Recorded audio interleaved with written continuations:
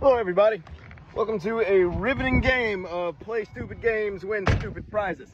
In theory, hypothetically, I was supposed to move them in the early afternoon, but I got caught up watching the foosball. So now, using the old Boy Scout trick, I got maybe 40 minutes, so the horizon's different. So this is the old Boy Scout trick. You look at the number of fingers between the sun and the horizon. It looks different to my vision than it does on the phone. So looking at my vision, where it's actually below the sun, I got about maybe a half hour before that sun dips behind those trees. Which means I gotta get them moved to a new location before, number one, they start rushing into there to try to bed down for the night. But also, number two, if I move this thing too late, they're going to want to roost just there on the ground. At least the younger ones will. The older ones are going to be smart enough to fall in. But half of them might wind up trying to just hang out in the dirt where the henmobile used to be, because these guys have an incredible sense of homing. So I got to get this thing moved quick. That means we're going to operate a little differently than we normally do. Usually we take up the fence, we move all the feeders, we set the fence up in the new area, then pull the henmobile into it and try to gently guide everybody in. What we're going to do this time is we're just going to take the fence down, okay? And then we're going to move the henmobile ASAP. And since that sun is going down, hopefully they're going to just meander over towards where the new henmobile is anyway. And then once they're all closed up and bedded down for the night, I'll put down the new fence, or I might even wait until the morning to put up the fence. We'll see how dark it gets. So first, we'll start by taking down the fence at this corner, which is where the two fences join. All right, so main barrier fence is out of the way. They're starting to meander over this way. I'm gonna go ahead and clean up around here, close up their doors and move this thing like right now. Now we're looking pretty straight on. Time for the Dak Prescott.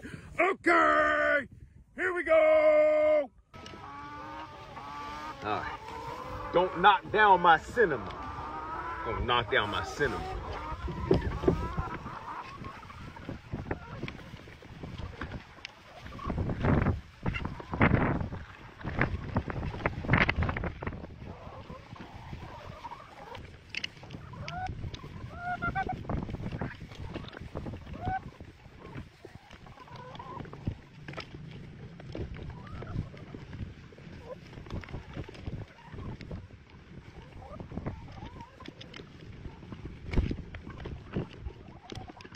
And in the meantime, we're watched by freaking Cockelberg, just waiting to go to seed.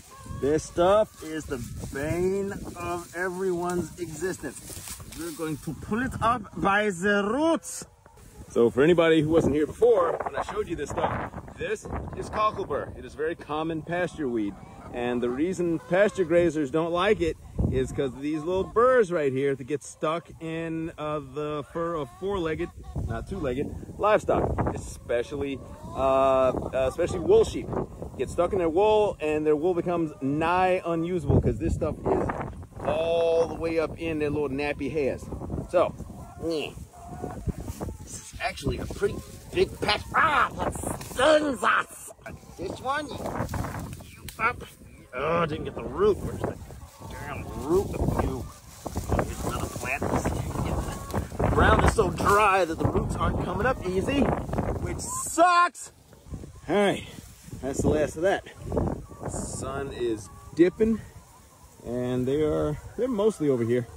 So this should go according to plan. I don't see too many milling about in their old area, so I think we're going to be all right.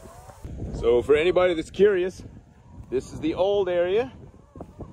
And that is the new. You can see they, I don't know how well you can see the color difference. Ow, just stepped on an egg. Ow, just stepped on another egg. You can see the color differences here. Much more lush pasture in the new area. And we're gonna run a circular fence out that way. So this thing will be in the middle now instead of on the end.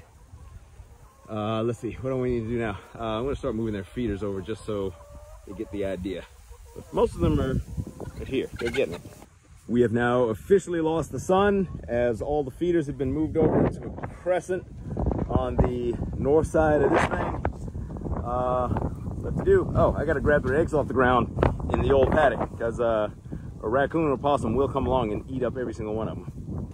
So this is what this looks like when I'm not stooping down inside the back of that thing. Of course, they're very curious about what I'm doing back here.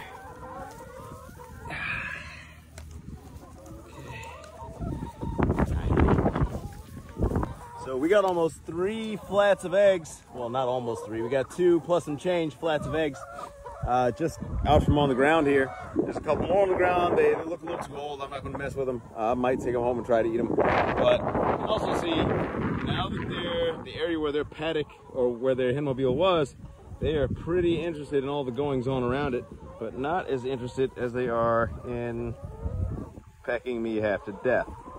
To show you the difference in the field condition, this is the field where they just were. See that? Look how tall the grass is compared to my boots. Now, see what the field looks like in the new paddock. See how tall and lush that is? This is why we moved them.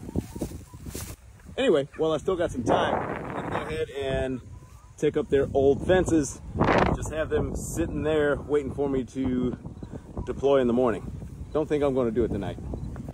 Okay, there's one. I'll finish wrapping this one up. And now, since it looks like I have time, I'm going to try and drag their water line over the range. Yeah, the new paddock.